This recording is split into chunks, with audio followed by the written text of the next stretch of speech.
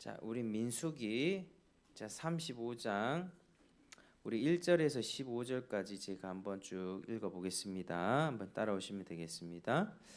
여호와께서 여리고 맞은편 요단 강가 모압 평지에서 모세에게 말씀하여 이르시되 이스라엘 자손에게 명령하여 그들이 받은 기업에서 레위인에게 거주할 성읍들을 주게 하고 또 너희는 또 그 성읍들을 두르고 있는 초장을 레위인에게 주어서 성읍은 그들의 거처가 되게 하고 초장은 그들의 재산인 가축과 짐승들을 둘 곳이 되게 할 것이라.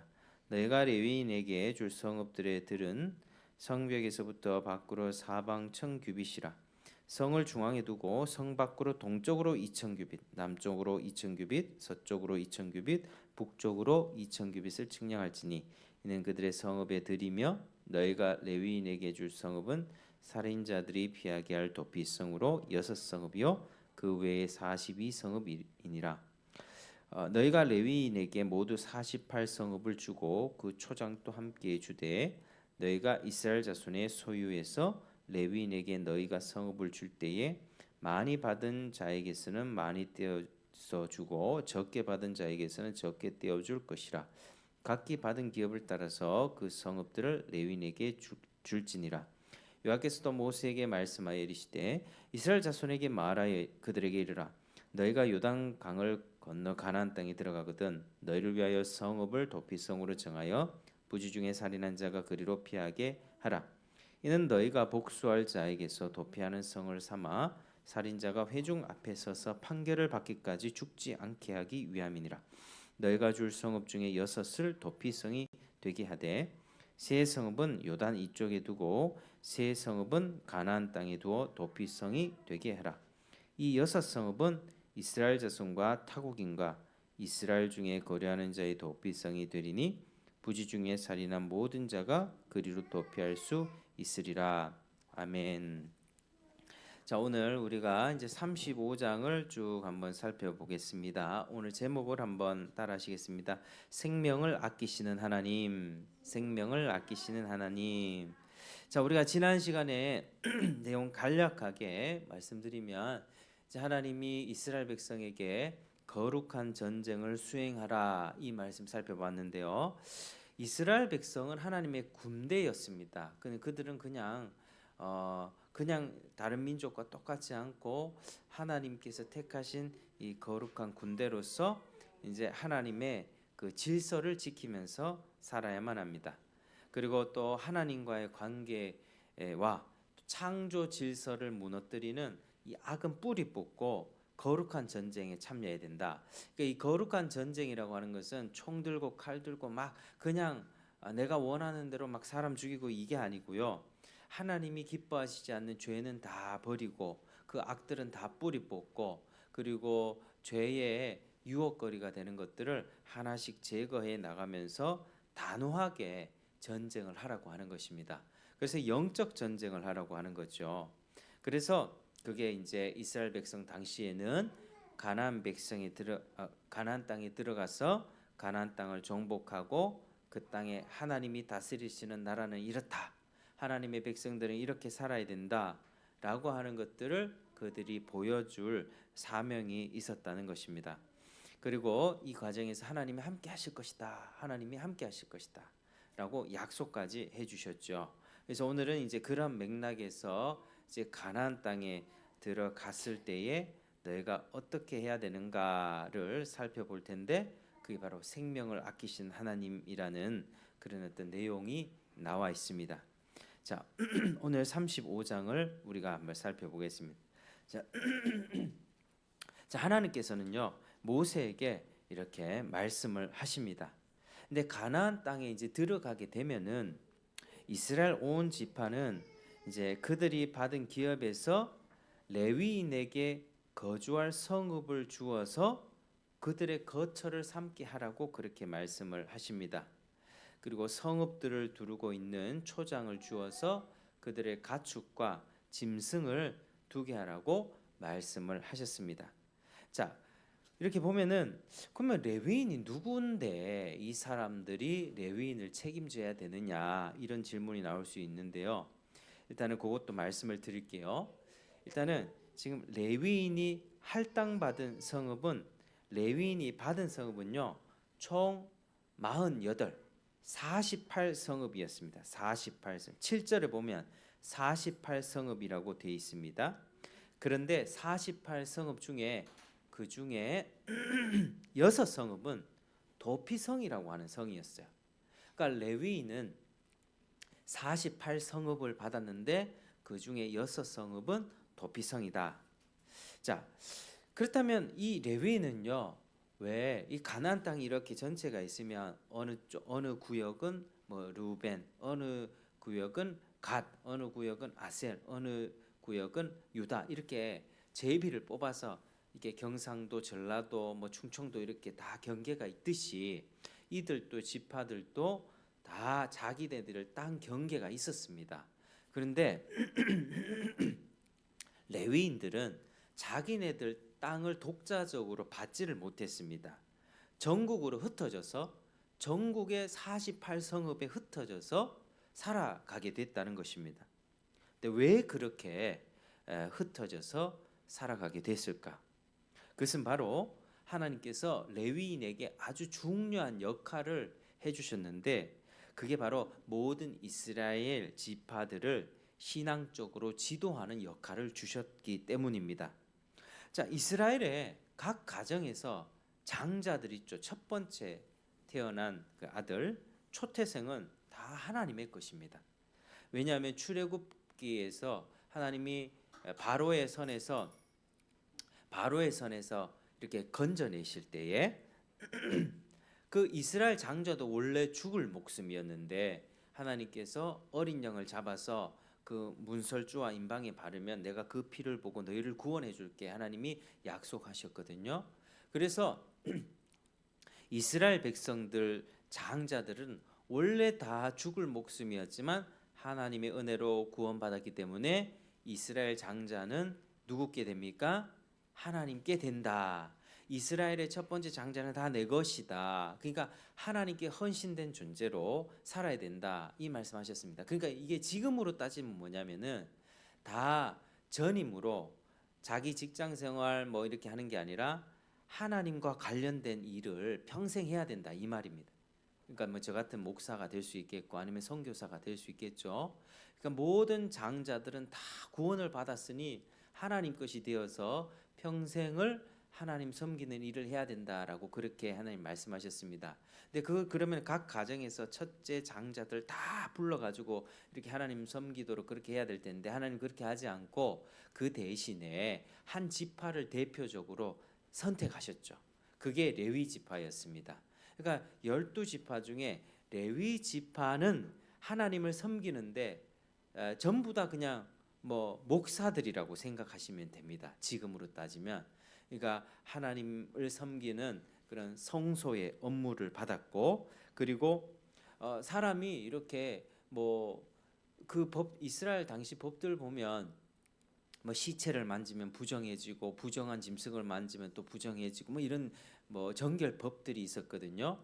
그래서 이스라엘 백성을 하나님 앞에 예배를 잘 드릴 수 있도록 그리고 하나님 앞에 거룩하지 못한 때들을 묻었다면 그 때를 벗기고 정결하게 하나님 앞에 나아갈 수 있도록 도와주는 역할들을 레위인들이 했습니다. 그리고 백성들이 분쟁이 있을 때 막 서로 싸울 때 어떻게 했겠습니까? 이 레위인들 그리고 제사장들 레위인들 중에서 아론의 아들들이 제사장이었거든요.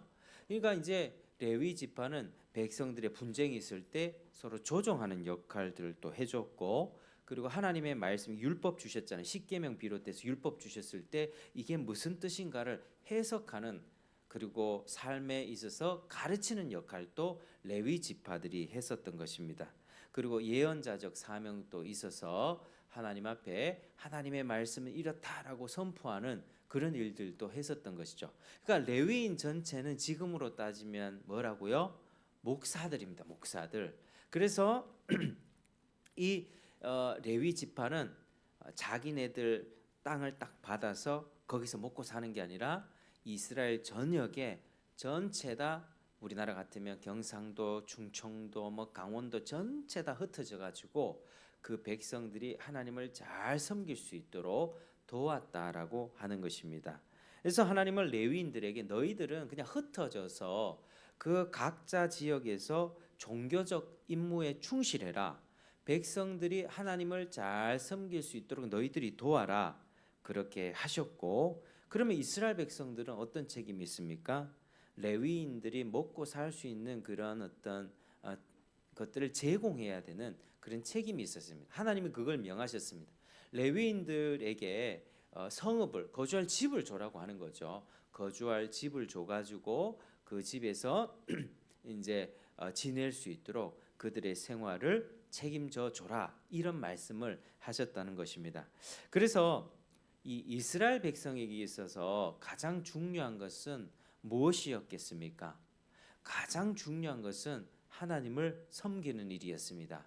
이스라엘 백성들은 하나님으로부터 건짐받았고 애굽에서 건짐받아서 하나님께 예배하고 하나님을 섬기고 하나님을 영화롭게 하는 존재로 부름을 받았던 것입니다. 그래서 다른 이방 민족들은 다 자기 마음대로 살아요. 자기가 원하는 사람, 자기가 힘 좋고 잘생기고 그런 사람들을 다 왕으로 세워가지고 싸워서 땅 따먹게 하고 다 그렇게 살았었잖아요. 근데 이스라엘 백성들은 이렇게 다른 민족들처럼 그런 삶이 아니라 하나님이 어떤 분인지를 드러내는 삶, 하나님을 섬기고 하나님의 그런 공의로운 법들을 실천하면서 순종하면서 살아가야 했던 것입니다. 그래서 그들은 각자 전국에 땅이 다 흩어질 때 신앙을 잃어버리고 각기 제 길로 가지 않도록 그렇게 해야 했습니다. 여러분, 신앙적인 어려움은 늘 도사리고 있었습니다. 그러니까 사람들 마음부터가 그랬겠죠. 사람들 마음에 다 전국에 흩어졌는데 이제 주변에서 누가 지도해 주지 않으면 하나님 아닌 다른 신들이 막 있었단 말이에요. 하나님 아닌 다른 신들, 뭐 예를 들면 바알신 같은 거, 바알신을 섬기면 우리가 잘 먹고 잘 살 수 있다 하면서 다른 신들이 막 각종 신들이 있었단 말입니다.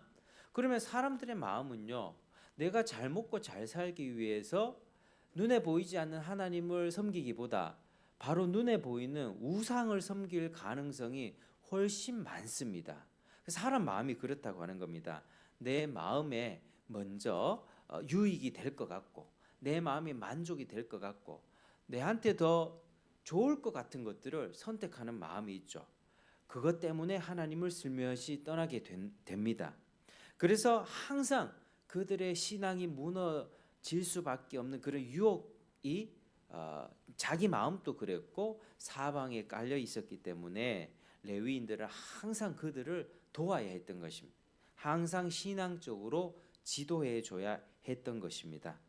자, 여러분, 우리가 이것을 보면서 뭘 알 수 있냐면요. 신앙생활이라고 하는 것은 항상 지도를 받아야 됩니다. 저도 이제 신학을 공부했지 않습니까? 기본적으로 신학을 목사가 되려면 일단은 4년제 대학을 나와야 돼요. 그리고 4년제 대학을 나온 사람이 대학원을 갈 수 있잖아요. 대학원을 가는데 3년을 공부해야 됩니다. 근데 대학원에서 뭐 구약과 신약과 뭐 여러 가지 신약들을 우리가 다 배웁니다. 설교도 배우고 성교도 배우고 조직 신학 같은 것들 배웁니다. 뭐 주제별로 교리를 묶어 놓은 게 조직 신학인데 그런 것들을 다 배우고 나서 또 교회에서 전도사 생활하면서 이렇게 목사가 되는 것이거든요. 그러니까 신앙생활은요, 내가 혼자서 성경을 읽고 혼자서 그냥 집에서 인터넷 보고 집에서 누구 좋아하는 목사님 설교 들으면서 그렇게 신앙생활 할 수 있겠습니까? 안 된다는 거 하는 겁니다. 꼭 이렇게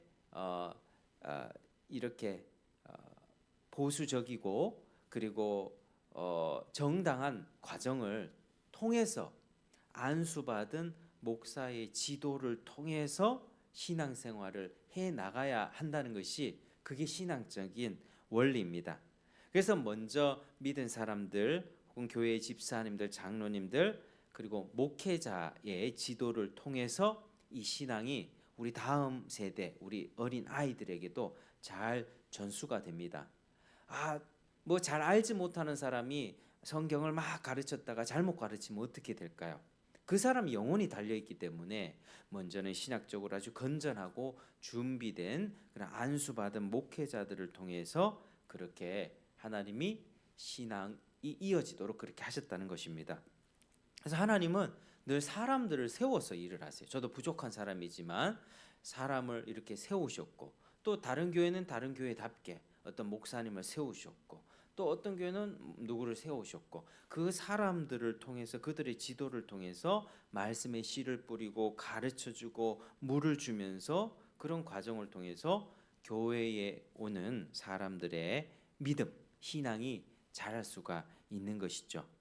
그래서 오늘날 특별히 우리가 코로나 통과하면서 어떤 일들이 많이 있었냐면요.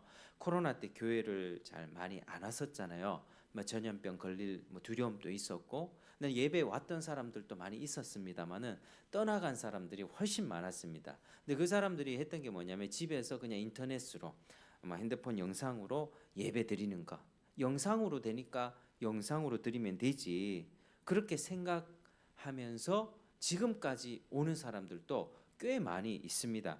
근데요, 여러분, 우리가 처음에 너무 이 코로나라는 정체가 잘 몰랐고, 이게 뭐지?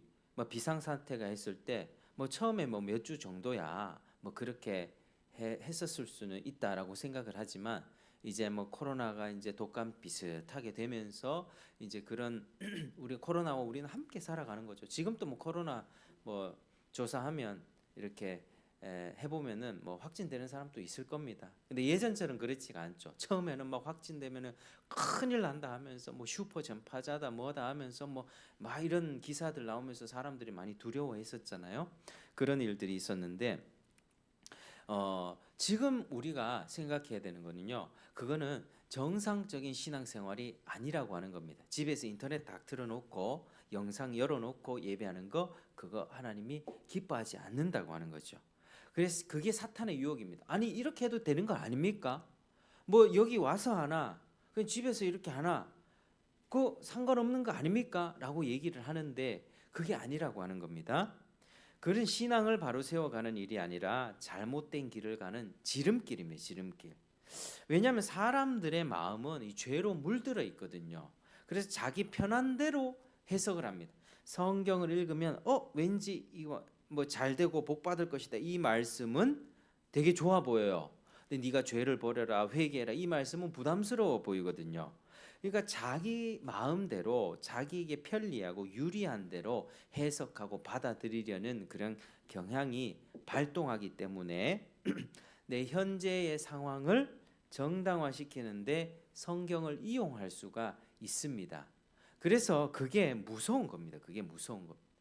여러분, 북한이 지금 김일성을 섬기잖아요. 그 김일성, 김정일, 김정은까지 왔어요. 근데 북한 가면 김일성과 김정일이 동상이 엄청나게 큽니다. 높이가 몇십 미터 될 거예요. 그런 동상을 만들어 놓고 인민들에게 막 절하라고 합니다. 근데 그게 보면요, 이 기독교하고 비슷하거든요. 그 주체 사상. 그러니까 북한이 섬기는 그 김일성은요, 북한에서는 하나님입니다. 그런 식으로 기독교 비슷한 모양을 가졌지만 그 하나님 자리에 누가 앉아 있다고요? 김일성, 김정일이가 앉아 있는 거예요. 그러니까 성경을, 김일성 집안이 원래 기독교 집안이었습니다. 그 기독교를 잘 아는 집안이었는데 그 기독교의 그런 신앙적인 어떤 원리와 패턴을 딱 가지고 와가지고 자기를 우상화했던 작업을 했다는 거죠. 옛날부터요, 고대 황제나 높은 사람들이요, 자기 권력을 확실히 하기 위해서, 견고하게 하기 위해서 했던 게 뭐냐면은 우상화 작업이었습니다. 우상화 작업. 자기를 신격화시키는 거죠. 로마 시대 때도 황제에게 숭배하라, 황제가 주라고 고백해라. 그래서 기독교인들 아니다, 황제가 주가 아니고 예수님이 주님이다 했다가 그걸 다 거부하다가 다 죽임을 당했거든요. 그러니까 독재 체제의 나라들을 보면요, 다 그 독재자를 우상화합니다. 좋은 것들을 찬가를 만들어내고 막 하죠. 지금 중국에서도 무슨 작업할까요? 시진핑 우상화 작업을 하고 있습니다. 신격화 작업. 그러니까 시진핑이 이 넓은 중국을 통일시켰다라고 하면 시진핑에 대해서 좋은 것들 계속 얘기하고 계속 얘기하고.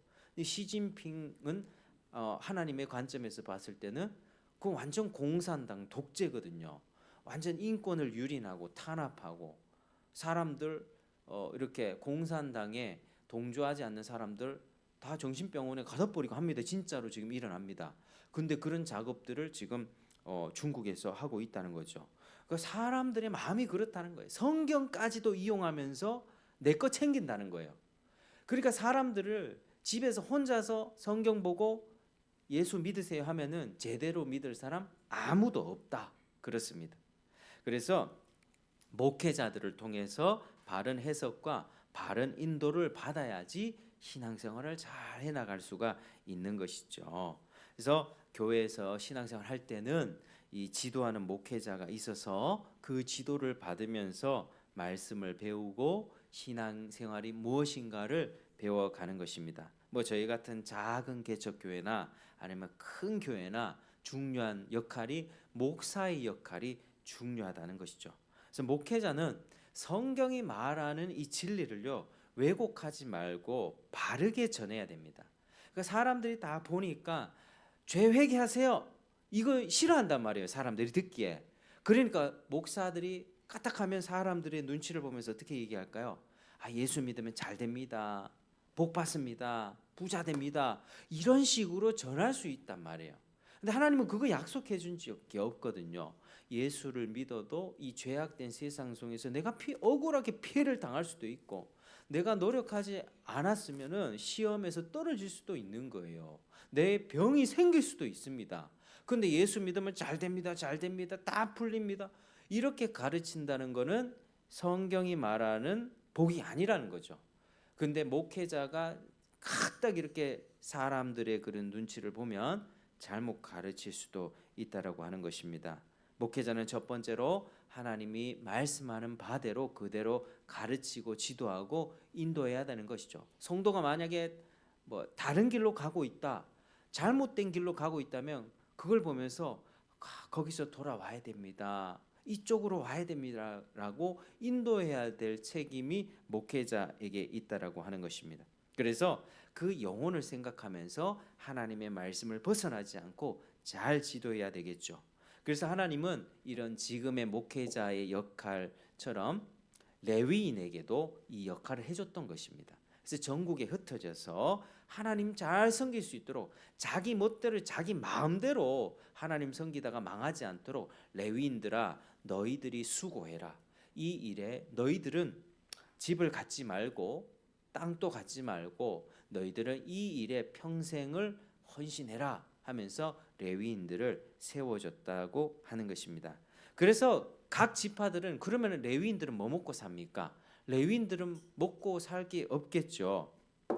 그래서 레위인들은 이제 그 역할을 잘 감당할 수 있도록 이제 다른 지파들이 살아갈 수 있는 그 성을 대줬다라고 하는 것입니다. 그래서 제사 드릴 때 제물을 드리잖아요. 그럼 제물의 어떤 부위는 제사장에게 바쳐라 뭐 이런 게 있습니다. 그래서 레위인들은 자기가 직장 생활하거나 자기가 농사하거나 해서 먹고 살았던 게 아니라 그 지파들이 생활을 책임져줘서 그렇게 살 수 있었다라고 하는 것입니다. 그래서 지금으로 따져서 말하면요, 교회의 성도들이 어느 정도 모이잖아요. 그러면 교회를 지도하는 그 목회자의 생활을 책임지는 의식을 가져라고 하는 것입니다. 그래서 뭐 저희는 뭐 개척교회이기 때문에 뭐 저는 이제 후원을 받고 이렇게 생활을 하고 있지만 교회 성도들이 어느 정도 모이고 이제 재정들이 자립이 되고 하면 성도들이 가져야 되는 의식은 뭐냐? 목사는 우선적으로 제대로 가르쳐야 된다라고 하는 거. 그러면 성도들은 우리 목사님이 제대로 가르치고 그리고 생활이 힘들어서 직장 가거나 어디 택시 운전 가거나 이래 가지고 하나님 말씀 연구하는 시간 빼앗기고 바르게 지도하려면 또 중국은 계속 공부하고 해야 되거든요. 그런 부분에 있어서 목회자들의 생활을 이제 책임질 수 있는 그런 책임 의식을 가지고 목회자들의 삶을 예우하라, 뭐 이런 말씀입니다. 그래서 교회의 성도들은요, 우리가 목회자의 생활을 책임지는 게 맞구나라는 의식을 먼저 가지는 게 중요하죠. 그래야지 결국에는 다 같이 유익을 누릴 수 있게 됩니다. 그래서 바울이 말하기를 이렇게 얘기합니다. 교회를 잘 다스리는 자들은 배나 존경할 자들로 알라라고 그렇게 말했다는 것이죠. 자, 혹시나 오해하시지 마시길 바랍니다. 저한테 뭐 해달라는 뭐 그런 말 아닙니다. 그냥 성경적인 원리가 그렇다는 것입니다. 성경적인 원리. 제일 중요한 사실은 뭐냐면요. 우리가 이 땅에서 살아가잖아요. 이 땅에서 눈에 보이지 않는 하나님을 믿고 살아가잖아요. 근데 교회 안에는 신앙이 약한 사람이 있고 신앙이 없는 사람이 있고 신앙이 강한 사람이 있어요. 다 달라요. 근데 하나님을 섬기는 그 삶이 제일 중요한 겁니다. 신자들에게 있어서는. 그러니까 우리가 죽어도 하나님 나라 간다는 소망을 갖고 내가 지금 병 걸리거나 내가 어려움 당할 때도 그것 때문에 이겨낼 수 있거든요. 코로나가 와서 직장을 잃어버리고 뭐 학교에서 시험을 못 봐도 뭐 여러 가지 인간관계 갈등이 생겨도 그것 때문에 버티고 이겨냅니다. 하나님 때문에 버티고 이겨냅니다. 그러니까 하나님을 믿는 게 정말 중요한데, 그러니까 하나님의 말씀을 가르치고 그 일을 위해 수고하는 자들을 위해서 당연히 이 성도들은 그 삶을 외면하지 말아야 되겠죠. 목회자들은 전심으로 내가 어떻게 하면 돈 벌지 하면서 이런 생각하지 말라고 하는 거야. 목회자들은 돈 벌기 위해서 이 일을 하는 게 아닙니다. 목회자들은 한 명이든 두 명이든 10명이든 하나님이 보내주신 영혼들을 말씀으로 잘 가르치고 양육하고 그 영혼들이 진짜 참된 믿음을 가지고 하나님 나라에 들어갈 수 있도록 돕는 게 목회자의 역할이거든요. 그래서 목회자는 어떻게 하면은 사람들 헌금 많이 내게 할까, 어떻게 하면은 내가 돈 많이 벌 수 있을까, 이런 생각하는 사람들이 아니라고 하는 거죠. 뭐 가짜 목사들은 그렇게 할 수도 있습니다. 실제로 그런 사람들이 있기 때문에. 그냥 정상적인 목사라고 한다면 그렇게 산다는 거죠. 그래서 생활이 좀 부족해도 하나님 도와주세요라고 기도하면서 오시는 분들에게 말씀을 정확하게 바르게 가르치고 전하는 것입니다. 그러니까 성도들은 그런 바른 목사들 밑에서 우리 목사님이 생활이 어렵지 않도록 그들의 삶을, 목사님의 삶을 이렇게 보살펴 줘야겠다라고 하는 그런 책임 의식들을 가지라고 하는 게 성경이 말하고 있는 바입니다. 자, 그러면 하나님이 이 레위인들을 전국으로 흩어서 살게 하시고 각 지파들에게는 레위인들의 생활을 책임지라고 하시면서까지 그들에게 원하셨던 모습이 뭘까요? 그들에게 무엇을 원하셨을까? 그것은 바로 한번 따라 하시겠습니다. 공의롭고 자비로운 삶. 시작. 공의롭고 자비로운 삶. 자, 이어지는 내용이 도피성인데 이 도피성이 말하는 게 바로 공의와 자비를 말하고 있습니다. 자, 설명을 좀 드려보겠습니다. 레위인이 아까 성읍 몇 개를 받았다고 했습니까? 48, 그렇죠? 48성읍을 받았습니다. 그 중에 6성읍이 도피성이었습니다. 그 도피성, 그 말 그대로 도피할 수 있는 성이라는 거죠. 그러니까 어떤 경우에 도피할 수 있었냐면은, 도피성은요, 내가 실수로 도끼질을 하다가 막 도끼 그게 그 쇠가 날아가 버린 거예요. 근데 갑자기 누군가가 띵 맞아가지고 죽었단 말이에요. 실수로 사람을 죽인 경우에 도망갈 수 있었던 성이 도피성이었습니다. 그러니까 그 사람은 의도적으로 사람을 죽인 게 아니잖아요. 실수로 사람을 죽인 자들이 목숨을 건질 수 있도록 하는 제도가 도피성 제도였습니다. 이게 구약에 하나님이 정해 주셨거든요. 그러니까 여러분, 지금도 사람을 죽이는 일들이 있죠. 지금도 있습니다. 여러분, 지금도 우리나라에 1년에 말도 없이 사라지는 사람이 1년에 한 300명 정도 된다고 해요. 그러니까 여러 그냥 사건 사고들이 터지지만 어느새 이 사람이 안 보이는 거예요. 어디 갔을까? 요즘에는 인신매매들이 있고 참 무서운 이야기들이 많아요. 어린 애들이 있어서 뭐 다 얘기는 할 수 없지만 정말 무서운 얘기들이 많습니다. 지도새도 없이 사라진다는 거예요. 경찰에 신고해도 실종 신고해도 안 나타나요. 우리 가까운 주변에도 있지 않습니까? 나타나지가 않습니다. 신고해도 몇 년 지납니다. 그러면 몇 년 지나면 이제 그 사람은 이제 주민등록번호 말소가 되고 그러거든요. 그런데 그때는 더 심했겠죠. 지금 또 그냥 사람을 죽이는 일들이 있는데 고대에는 사람의 인권이란 개념이 없었습니다. 그래서 악의를 가지고 의도적으로 사람을 죽이는 경우가 많았죠. 그래서 이스라엘 백성들 안에 이스라엘 그 땅 안에서 이런 일이 벌어졌을 때 어떻게 처리해야 되겠습니까? 자, 16절에 한번 보실까요? 자, 16절에 보면요. 만약 철 연장으로 사람을 쳐 죽이면 어떻게 하라고요? 그 살인자니까 반드시 죽여라. 그죠? 17절에 사람을 죽일 만한 돌을 들고 사람을 죽이면 그도 살인자니 죽여라. 자, 18절에 사람을 죽일 만한 나무 연장을 들고 사람을 죽이면 그도 살인자니 죽여라. 그러니까 하나님이 기본적으로 얘기하신 거는 뭐냐면요. 의도적으로 사람을 죽이려고 하는 그 악한 마음으로 사람을 죽였을 때는 그 사람 잡아서 사형시키라 이 말씀입니다. 아시겠죠? 이런 사람들은요, 피해를 당한 사람이 복수하도록 허락했습니다. 그게 공의로운 겁니다. 사람을 악한 마음으로 죽였는데 벌을 받지 않아. 이런 거 없습니다. 하나님께서는 악한 마음으로 죽인 그 사람이 있다면 가서 복수하게끔 된다. 그 사람은 자기가 피를 흘렸기 때문에 자기도 피를 흘려야 된다. 하나님의 공의입니다. 공의. 정확한 심판이죠. 그러니까 하나님의 공의로운 심판이 여기서 드러납니다. 그런데 하나님은 마음의 동기까지 보시는 분이잖아요. 실수로 도끼질하다가 도끼 그 쇠가 날아가가지고 탁 맞아서 죽었다. 이런 경우에는 하나님이 겉으로 봤을 때는 똑같이 사람이 죽었지만 내적으로는 그 의도가 전혀 그런 의도가 없었잖아요. 그래서 그 동기와 그 사건의 경위를 보시면서 실수로 그러했던 경우에는 도피성으로 도망쳐서 목숨을 건질 수 있도록 하나님이 하셨다는 것입니다. 그러니까 하나님의 법은 공의로워요. 1차적으로 공의로워요.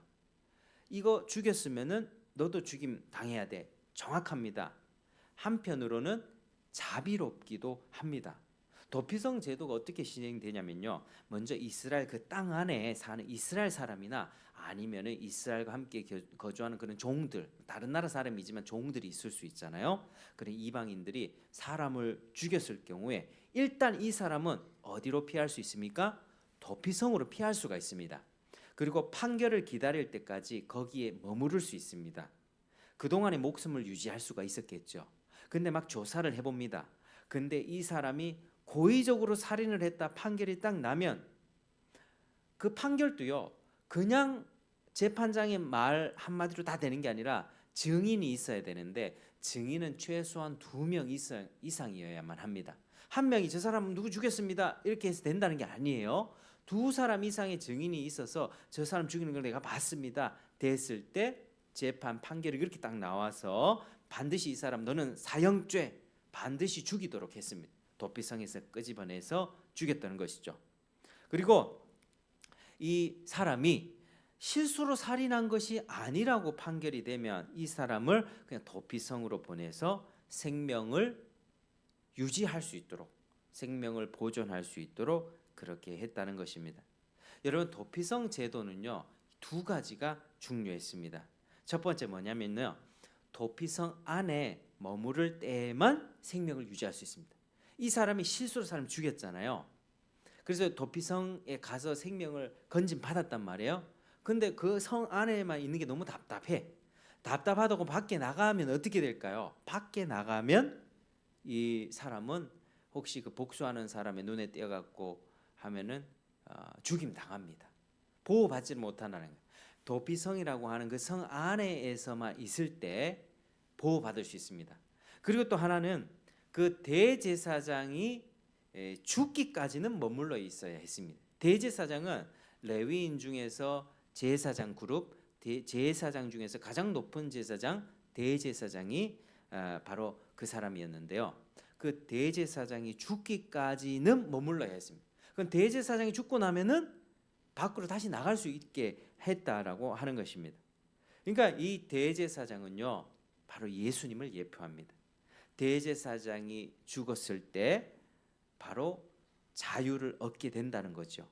대제사장 예수님을 생각해 보면 예수님이 죽으셨을 때 그 죄의 대가를 다 지고 죽으셨잖아요. 그리고 부활하셨습니다. 그러니까 예수님의 죽으심으로 인하여서 우리가 죄에서 자유를 얻게 된 거죠. 그러니까 이 사람도 마찬가지입니다. 대제사장이 살아있을 동안에는 거기 있다가 대제사장이 죽게 되면 그가 지은 죄도 모두 말소가 되면서 밖으로 다시 자유인으로 지낼 수가 있게 됐다는 것이죠.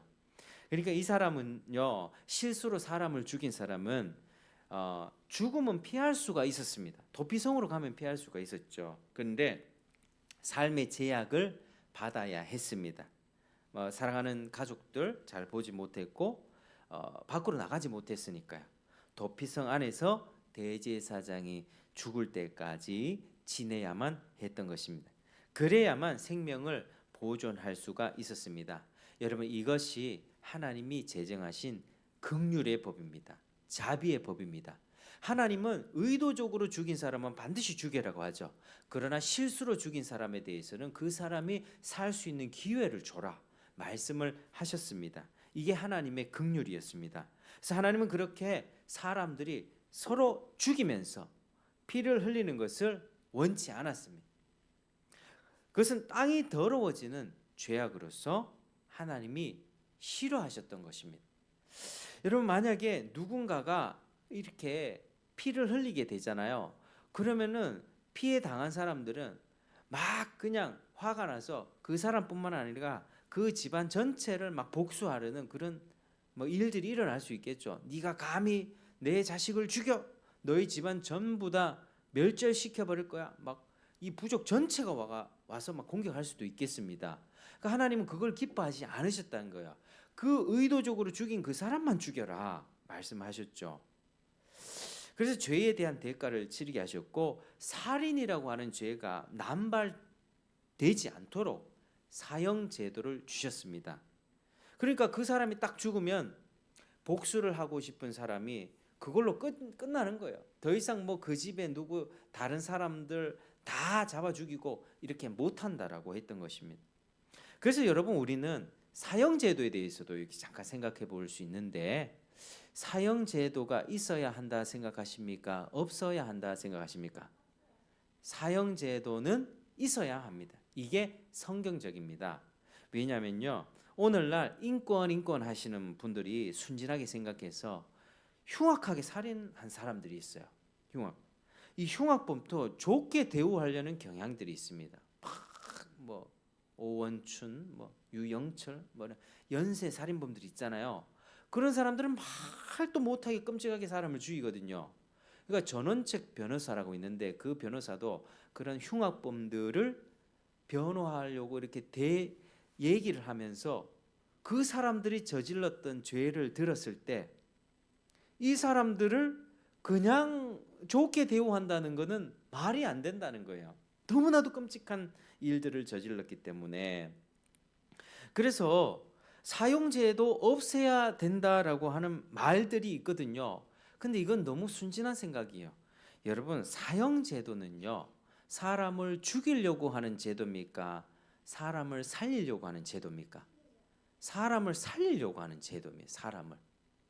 이게 이제 아이들은 좀 그렇게 생각할 수도 있는데, 사형제도는요, 죄인들을 막 죽이려고 있는 게 아니라 살인을 막는 법이죠. 살인이라고 하는, 사형이라고 하는 그 제도가 딱 있음으로써 다른 사람들이 살인을 막 저지르려고 하는 그 악들이 막아진다고 하는 겁니다. 사람들이 쉽게 살인하지 않도록 경고해서 이웃 간에 서로 생명을 보존할 수 있도록 한다는 거예요. 이게 사형제도의 취지입니다. 그 사형제도가 있으니까 뭐라고요? 사형제도가 딱 있음으로써 우리에게 주는 메시지가 뭡니까? 너 사람 죽이지 마라. 너 사람 죽이면 네가 죽을 것이다. 이 제도가 있는 거예요. 근데 이 제도가 있는데도 사람을 죽인 거는 뭐예요? 이 법을 무시한 거죠. 너 죽으면 네 사람을 죽이면은 너도 죽임을 당하니까 너 사람 죽이면 안 돼. 이걸 무시하고 사람을 죽였으면 자기가 그 벌을 받게 되는 거예요. 자기가 잘못한 거예요.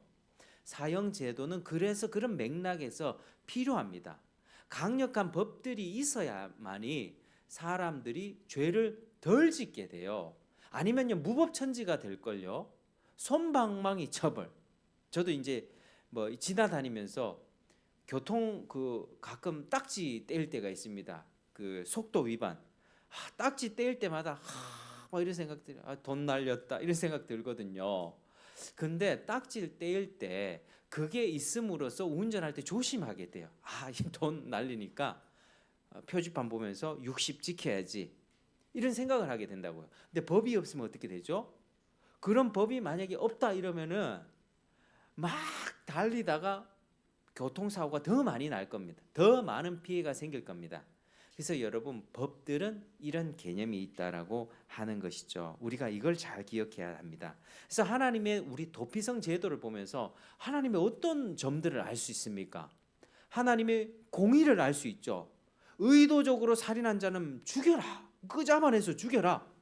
그렇지만 실수로 죽인 자는 어떻게 해라? 살아갈 수 있는 기회를 줘라. 하나님이 이런 분이세요, 여러분.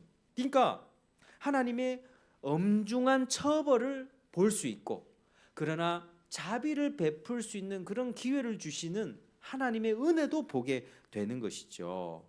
그래서 공의의 법이 아주 냉정하고 공의로운 법이 있을 때 그러나 또 때로는 그 공의를 넘어서 하나님의 그런 자비를 하나님께서 베풀어 주시는 그런 법이 있을 때 이 사회는요 더 조화롭고 안전하게 살 수 있습니다. 한쪽만 강조되면 어떻게 되겠죠?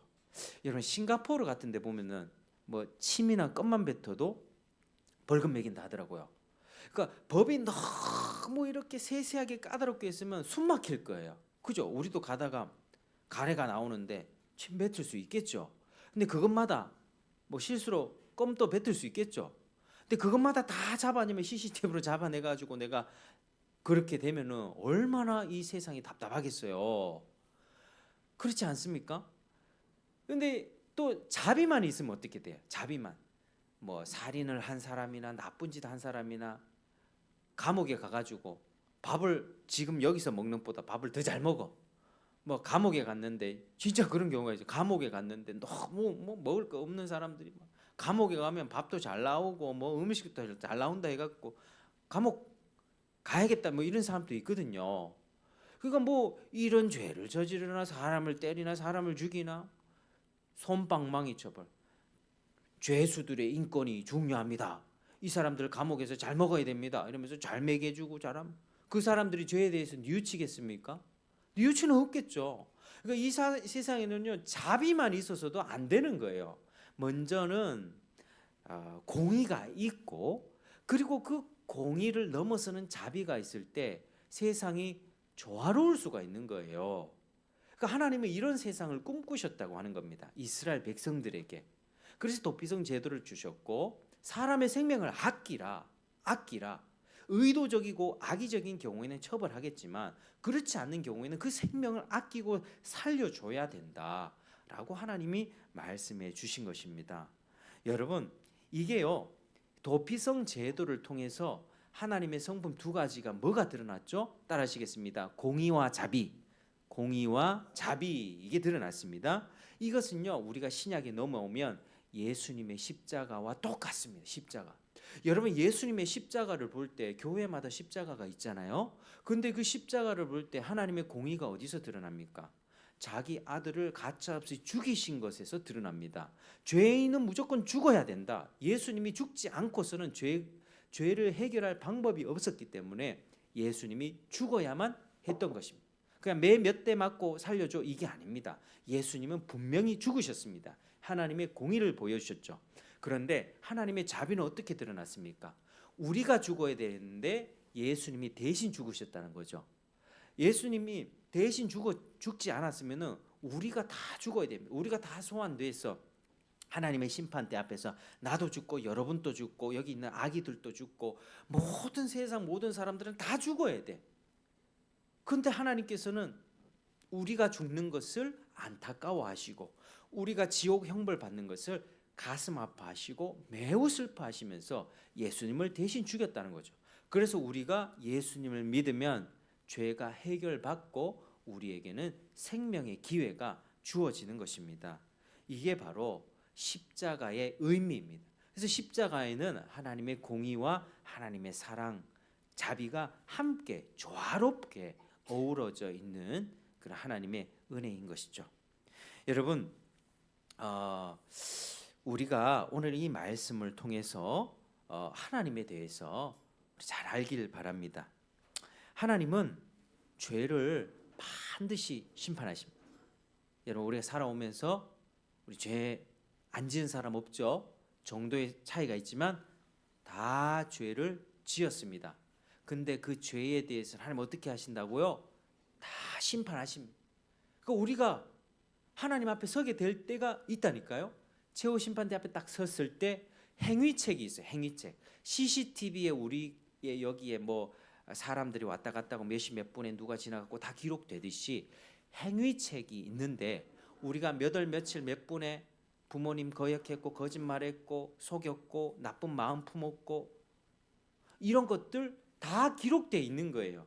그래서 하나님은 그 행위에 근거해서 너는 심판, 죄를 얼만큼 내릴지를 하나님이 정확하게 판결하십니다. 이게 하나님의 공의세요. 그렇지만 하나님께서는 그렇게 공의만으로 사람의 생명을 벌하시는 분이 아니라고 하는 것입니다. 하나님의 생명을 아끼시는 분이세요. 에스겔 18장 23절에 주 여호와의 말씀이니라 내가 어찌 악인이 죽는 것을 조금이들 기뻐하랴 그가 돌이켜 그 길에서 떠나 사는 것을 어찌 기뻐하지 아니하겠느냐 말씀합니다.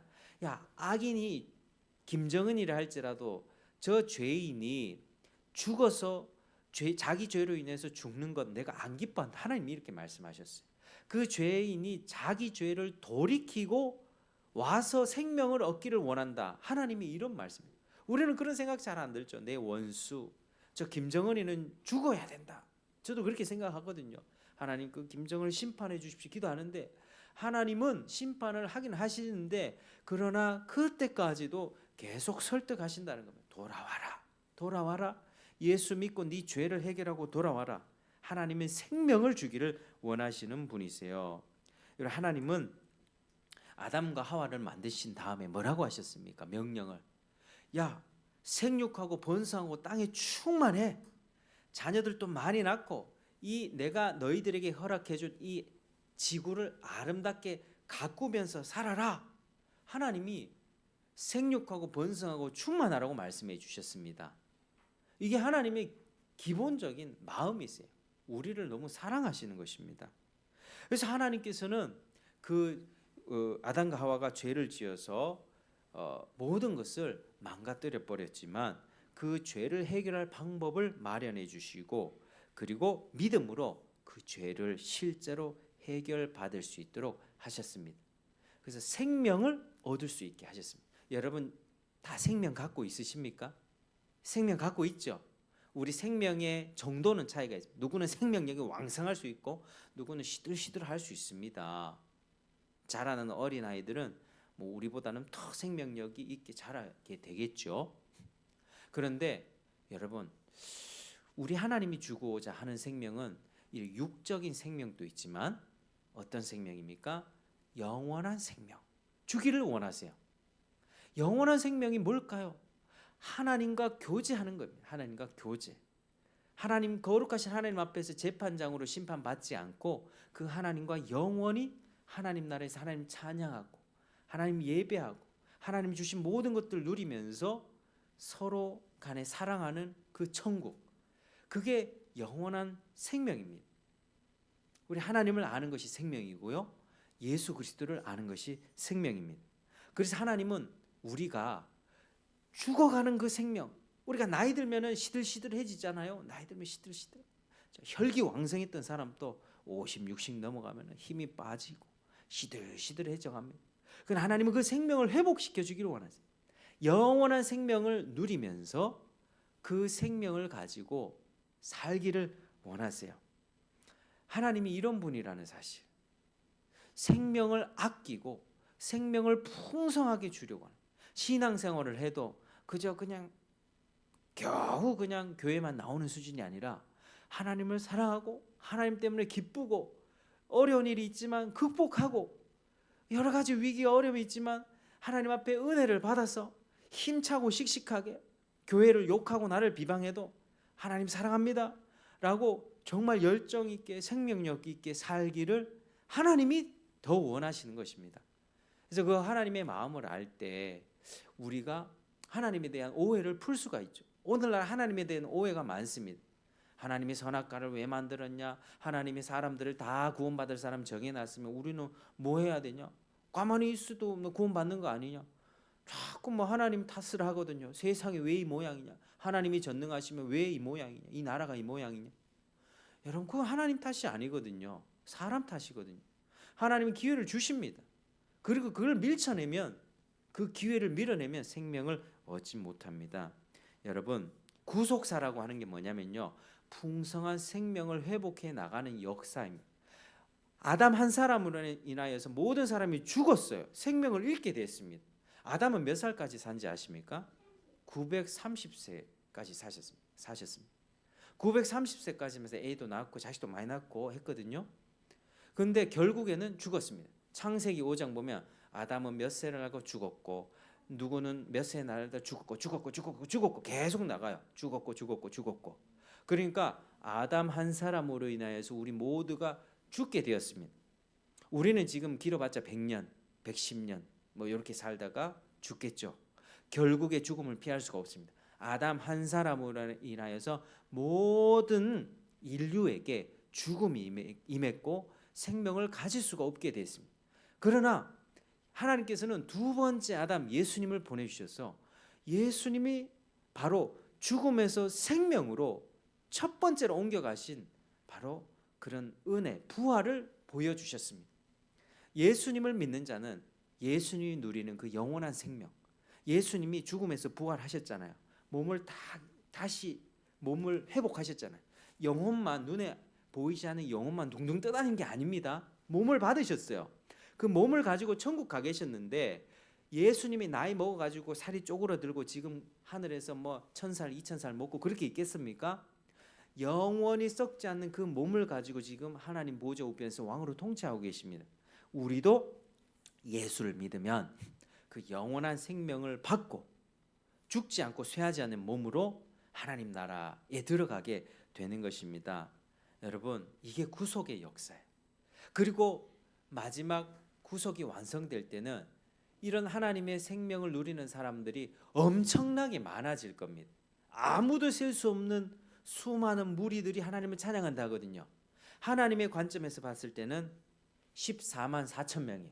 근데 땅에서 나의 관점으로 봤을 때는 아무도 셀 수 없는 수많은 무리. 하나님은 정해 놓으셨어요. 14만 4천 명이 아니라 하나님이 정해준 그 정해 놓으신 그 정확한 숫자가 있습니다. 그의 생명을 주기로 정해 놓은 숫자죠. 그러니까 우리가 봤을 때는 이게 100억 명인지 1000억 명인지 셀 수가 없습니다.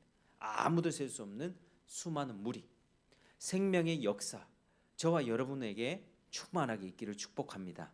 구속의 역사는 생명의 역사, 그리고 예수님으로 인하여서 부활 생명을 얻고 영원히 쇠하지 않는 그 하나님 나라에서 하나님과 교제하며 살아가게 되는 것입니다. 창세기 5장에서요. 아담은 몇 세 살고 죽었고 셋도 죽었고 에노스도 죽었고 이렇게 죽은 사람들이 계속 나오거든요. 그런데 죽지 않았던 사람이 있습니다. 에녹입니다.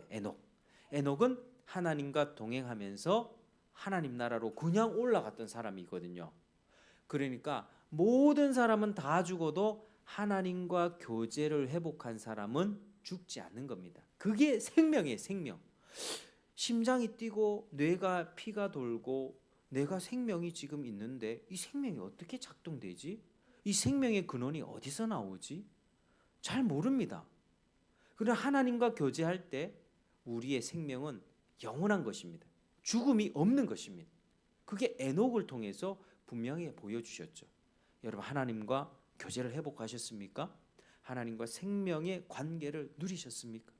이걸 먼저 회복하시길 바랍니다. 그래서 저와 여러분이 하나님의 생명을 풍성하게 누리면서 하나님을 기뻐하고, 그래서 우리가 살아갈 때 시들시들하게 살지 말고 정말 하나님 앞에서 씩씩하고 용감하고 담대하게 주님 부끄러워하지 않으면서 살기를 그렇게 주의 이름으로 축복합니다. 기도하겠습니다. 하나님 감사합니다. 오늘 말씀을 통하여서 생명을 아끼시고 생명을 주신 하나님을 보았습니다. 우리 가운데 풍성한 생명을 허락하여 주시고 하나님의 공의로운 심판을 넘어서 그 자비와 긍휼이 우리 삶에 임하여 우리가 주님의 기뻐하신 뜻대로 살아갈 수 있도록 도와주시옵소서. 예수님 이름으로 기도합니다. 아멘. 자, 우리 534